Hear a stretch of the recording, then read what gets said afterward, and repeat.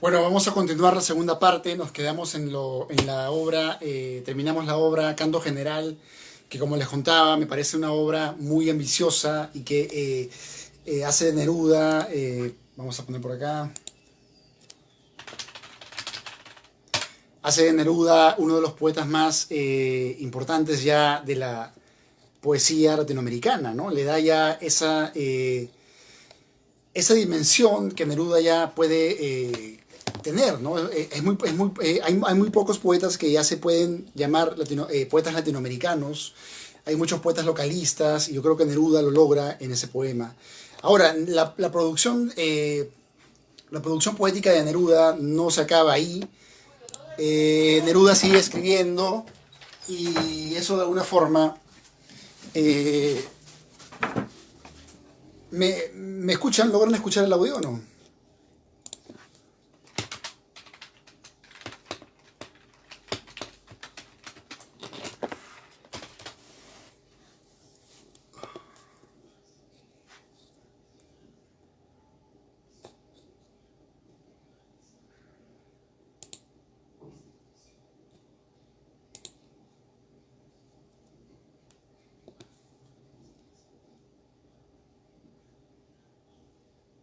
Ya, bueno, entonces continúo con la segunda parte. Tuve un problema ahí con la transmisión anterior.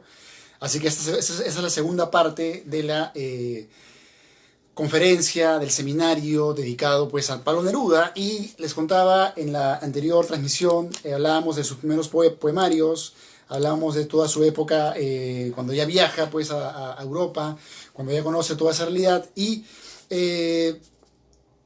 acaba de escribir Canto General. Y lo que sigue ya es una etapa donde Neruda, como parte también, como protagonista, pues también de la propia realidad de su país, ya se involucra, pues, ¿no? Con el Partido Comunista de Chile, trabaja junto a ellos, es más, tiene una presencia presidencial, casi gana unas elecciones dentro del país. Esto va a generar todo tipo de controversias. Y bueno, a nivel literario sigue publicando nuevos libros. Por ejemplo, tenemos libros románticos como...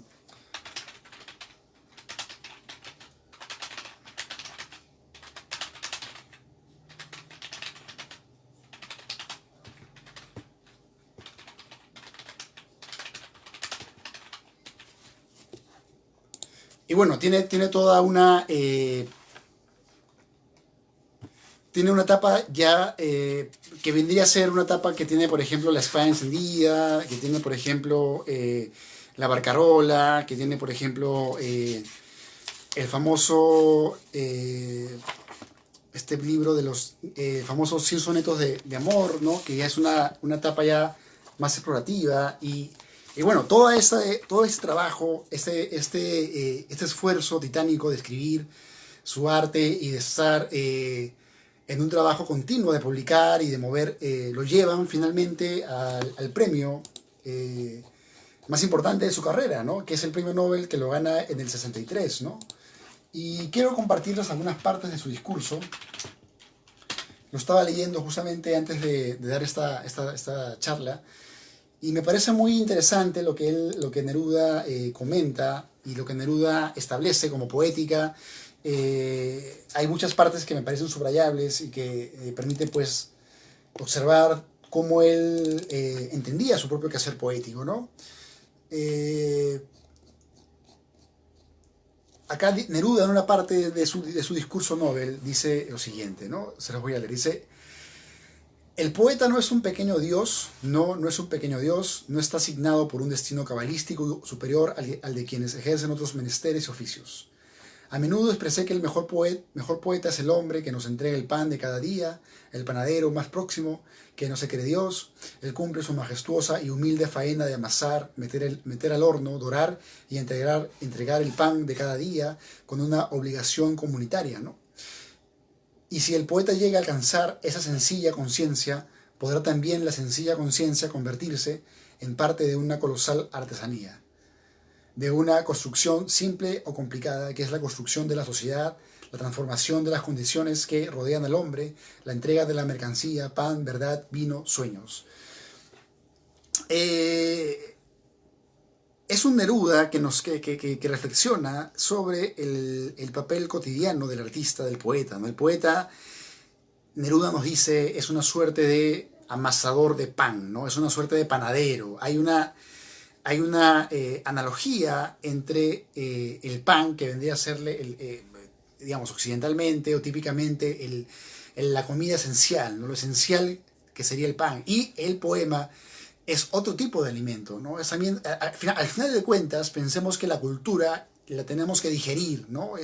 Hacemos un proceso digestivo con la cultura, la leemos, la subrayamos, la interpretamos, la hacemos parte de nosotros, y lo que no nos vale lo arrojamos, lo olvidamos, etcétera. Entonces hay un proceso digestivo de manera intelectual cuando leemos un libro, cuando vemos una película, etcétera, ¿no? Entonces Neruda entra a ese lado más, pongámosle, más humano del arte, ¿no? El arte es lo cotidiano, el arte es el pan, el arte es lo que el artista dice de ese Neruda, que llega a darse cuenta de esa conciencia, puede tener una tarea, puede entender su colosal artesanía. Y acá esta parte me parece que es importante, ¿no? Subrayar, ¿no? Colosal, ¿no? A pesar de que el pan puede ser pues un producto muy simple, o el poema puede ser un producto muy simple, es una tarea colosal, ¿no? La tarea colosal de finalmente convertirte pues en una suerte de voz de muchas esencias, en el caso de Neruda, ¿no? O convertirte en una voz que al perfeccionarte puedes darle poesía a todo, ¿no? En Neruda se siente que la poesía es por una parte muy cotidiana, pero por otra parte es una habilidad constante, ¿no? Neruda es ese ser que está embriagado por la poesía y que no puede dejar de escribirla, ¿no? Y bueno, esta parte de acá se cierra, esta parte del discurso, que también deberían leer, es muy interesante. Dice, si el poeta se incorpora a esa nunca gastada lucha por consignar cada uno en manos de los otros su ración de compromiso, su dedicación y su ternura al trabajo común de cada día y de todos los hombres, el poeta tomará parte en el sudor, en el pan, en el vino, en el sueño de la humanidad entera. Solo por ese camino inalienable de ser humano, de ser hombres comunes, llegaremos a restituirle a la poesía el anchuroso espacio que le van recordando cada época, que le vamos recortando en cada época nosotros mismos, ¿no? Hay una invitación, entonces, a tornar la poesía en una suerte de alimento cotidiano, ¿no? La poesía como una cotidianidad y que vendría, por ejemplo, a ser muy diferente a la poesía más, qué sé yo, más de espacios cerrados, más de pronto una poesía más hermética, etcétera, ¿no? Y luego algo más que dice es que recuerda pues al famoso Arthur Rimbaud, ¿no? Dice, hace hoy 100 años exactos, un pobre y espléndido poeta, el más atroz de los desesperados, escribió esta profecía. Al amanecer, armados de una ardiente paciencia, entraremos a las espléndidas ciudades. Yo creo, y Neruda dice, yo creo en esa profecía de Rimbaud, evidente, yo vengo de una oscura provincia, de un país separado de todos los otros por la tajante geografía, fui el más abandonado de los poetas, y mi poesía fue regional, dolorosa y lluviosa. Pero tuve siempre confianza en el hombre, no perdí jamás la esperanza, por eso tal vez he llegado hasta aquí con mi poesía y también con mi bandera, ¿no? En conclusión, debo decir a los hombres de buena voluntad, a los trabajadores, a los poetas, que el entero porvenir fue expresado en esa frase de Rimbaud, con solo una ardiente paciencia conquistaremos la espléndida ciudad que le dará luz, justicia, dignidad a todos los hombres, ¿no? Así la poesía no habrá cantado en vano. Y bueno, ese es el Neruda que gana el Nobel. Veía documentales en la tarde donde cuentan que cuando Neruda gana el Nobel, Neruda se entera por una radio que lo escucha, pues, ¿no? De hecho ya estaba convocado y ya se venía por toda su dedicación, ¿no? Es muy fácil criticarle a Neruda su exageración, ¿no? Es muy fácil para mucha gente decir, ay, pero Neruda escribió 60 libros, ¿no? Y solamente son buenos 10.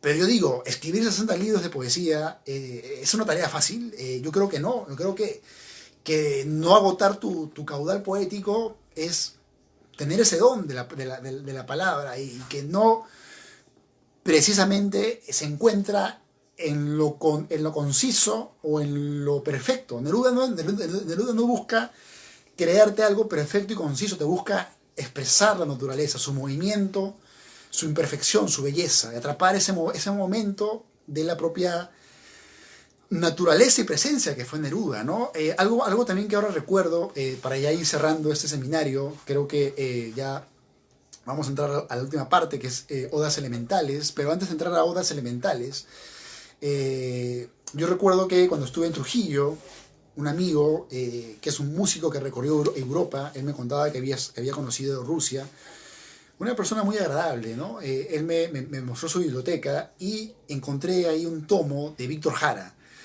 Y como ustedes saben, Víctor Jara es un cantante, un cantautor que muere pues en la dictadura y tiene toda una música muy, muy, claro, social sí, pero muy comprometida con lo humano, ¿no? Porque finalmente todo lo social estaba comprometido con la solidaridad, estaba comprometido con la justicia y todas esas utopías. Pero este libro no lo había escrito Víctor Jara, sino lo escribió su esposa, ¿no? Y su esposa contaba algo que me pareció muy interesante sobre Neruda, ¿no? Su esposa dijo en una parte, bueno, escribió en todo caso, que cuando ella estaba en Chile, la presencia de Neruda siempre era muy importante, ¿no? O sea, Neruda tenía mucha pegada con todos los sectores, con los sectores populares, con la gente más intelectual, y con los obreros, con el partido, y ella celebra a ese Neruda que participaba, que se preocupaba por su país, ¿no? Yo creo que ese es un gran ejemplo también para cualquier latinoamericano, ¿no? Que Neruda nos ofrece, ¿no? Cómo él universaliza de alguna forma todo su entorno y cómo lo hace parte de cualquier entorno también. Entonces, eso que contaba la pareja de Víctor Jara me llevó a pensar en la figura de Neruda, en el inventario que había de Neruda en Latinoamérica, ¿no? Por otra parte, hace unos años estuve en Chile, invitado a dar conferencias sobre poesía peruana y a leer poesía. Justamente en la casa de Neruda tuvimos un encuentro. Recuerdo que leí mis poemas con poetas de Haití, de Argentina, de Bolivia, de Chile. Me acuerdo que ese día celebraban a la poeta Rosabeth Muñoz, ¿no? Que es una poeta muy interesante, búsquenla. Yo recién la descubrí ahí porque lo interesante es que cuando la gente piensa en la poesía de Chile, todos pensamos en Neruda y en Gabriela Mistral, ¿no? Pero si nos ponemos a buscar, vamos a encontrar a 50 voces muy interesantes que nos van a abrir la mente y que nos van a alimentar, ¿no? Porque finalmente de eso se trata el arte, ¿no? El arte es una especie de, la poesía es una especie de investigación que cada quien hace, ¿no? Y yo me acuerdo que ese día conocí la casa de Neruda en ese viaje, conocí sus dos casas, conocí un poco más del Neruda.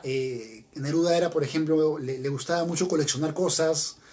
En la casa que tiene en Valparaíso, tiene mapas de antiguos, del siglo XV, tiene libros antiguos, tiene un poema de Walt Whitman ahí en su cuarto, desde donde se ve toda la costa de Valparaíso. Y tenía una parte que era un bar, tenía muchos objetos, accesorios. En fin, y algo que me pareció interesante es que su casa estaba llena de mapas de barcos, ¿no? Su casa misma era como una especie de embarcación, era como una especie de la torre de un vigía, ¿no? Y bueno, había toda clase de accesorios que nos podían dar una idea de la singularidad de este poeta, ¿no? Este artista, ¿no? Y bueno, antes de terminar, quiero hablar de la última etapa de Neruda. Ya vimos al Neruda romántico, vimos al Neruda desasosegado, vimos al Neruda comprometido con la causa de España, vimos al Neruda comprometido con Latinoamérica, vimos al Neruda que hacía sonetos, que es una parte muy interesante, ¿no? Bueno, esta parte de acá, los sonetos de Neruda. Lo interesante de los sonetos de Neruda es que se nota pues la esencia de algo fresco, ¿no?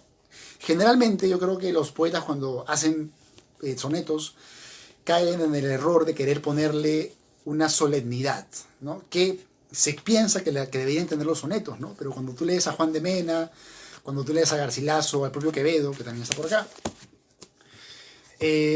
nos damos cuenta pues que los sonetos son accesorios muy maleables para cualquier tipo de esencia. Lo que hace Neruda es, Neruda coge los sonetos y le quita el hueso español y le mete su poesía y hace algo que a mí me parece muy interesante, ¿no? Yo de hecho he leído mucho de esos sonetos. Por ejemplo, este de acá, ¿no? Hay que volar en este tiempo. ¿A dónde? Sin alas, sin avión, volar sin duda. Ya los pasos pasaron sin remedio. No elevaron los pies del pasajero. Hay que volar a cada instante como las águilas, las moscas y los días. Hay que vencer los ojos de Saturno y establecer allí nuevas campanas. Ya no bastan zapatos ni caminos. Ya no sirve la tierra a los errantes. Ya cruzaron la noche las raíces y tú aparecerás en otra estrella, determinadamente transitoria, convertida por fin en amapola.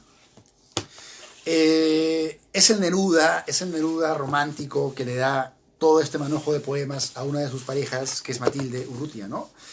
Que de hecho es una de sus viudas y una de las que se queda con su legado, ¿no? En la etapa que Neruda tiene de político, de comunista, Neruda muere como comunista, quiere una revolución social, quiere que la sociedad no sea para solamente los ricos, los que tienen el poder para decidir cómo deben moverse las cosas.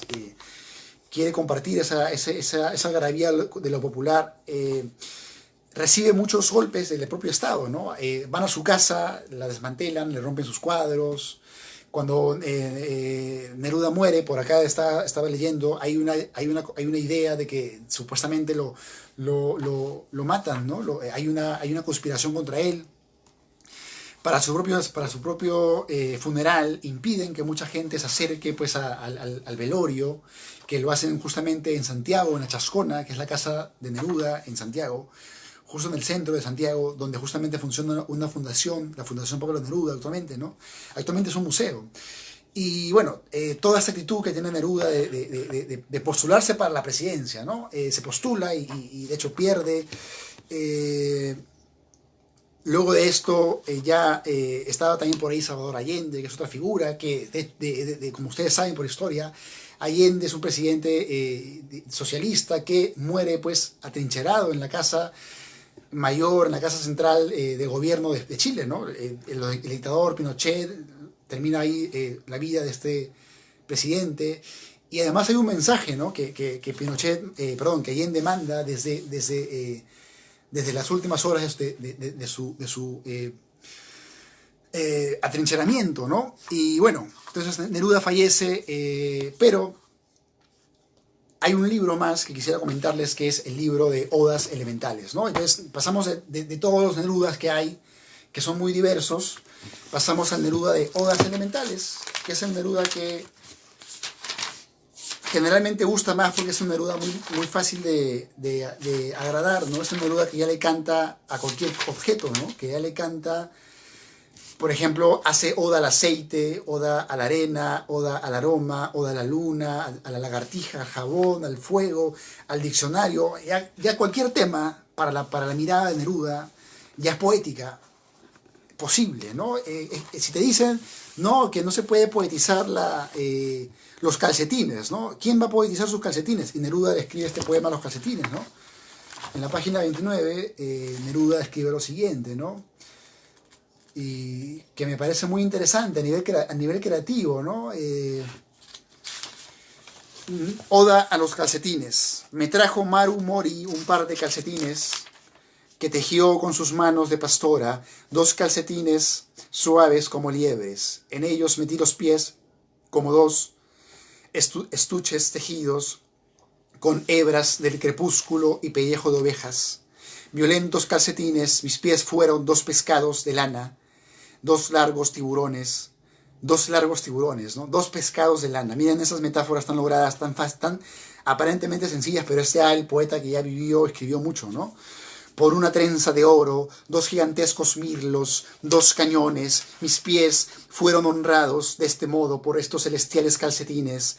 Eran tan hermosos que por primera vez mis pies me parecieron inaceptables, como dos decrépitos bomberos, bomberos indignos de aquel fuego bordado, de aquellos luminosos calcetines. Sin embargo, resistí la tentación aguda de guardarlos, como los colegiales reservan las luciérnagas, como los eruditos coleccionan documentos sagrados. Resistí el impulso furioso de ponerlos en una jaula de oro y darles cada día alpiste y pulpa de melón rosado, como descubridores que en la selva entregan el rarísimo venado verde al asador y se lo comen con remordimiento.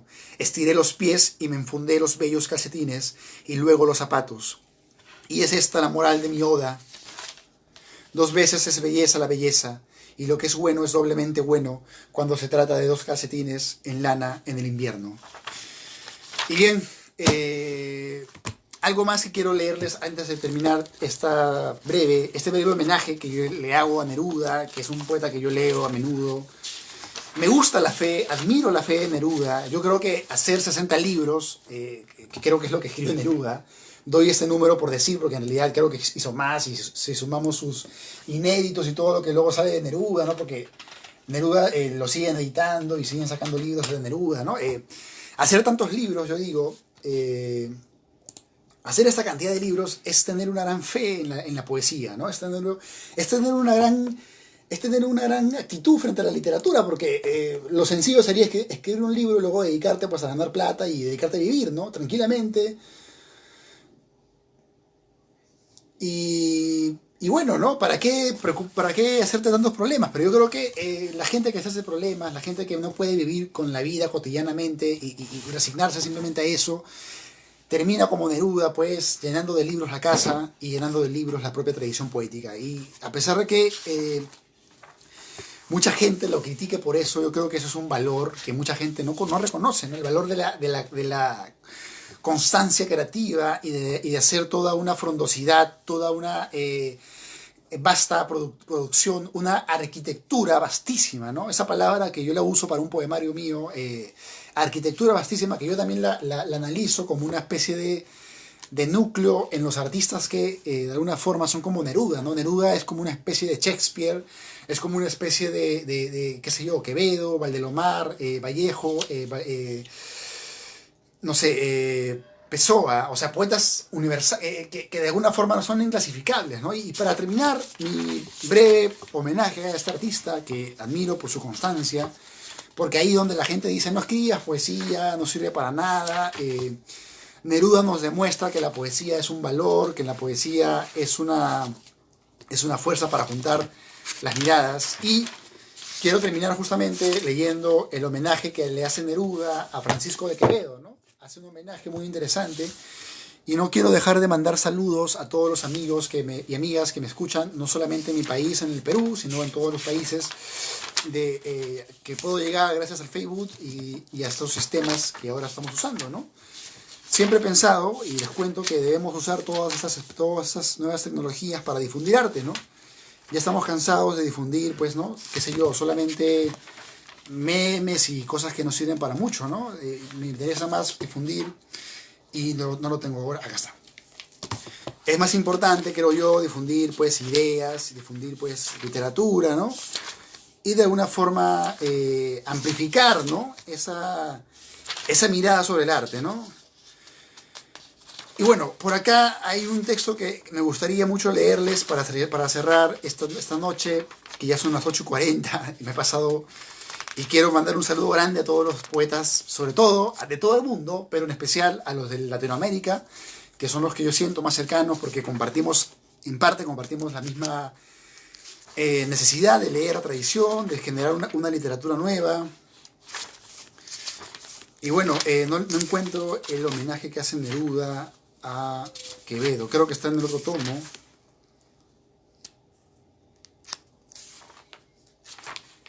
Pero en fin, ya se los leeré en una siguiente oportunidad. Simplemente, creo que está acá. Simplemente les invito pues a que vengan el siguiente miércoles. Tenemos una nueva jornada. A ver, de repente lo encuentro por acá.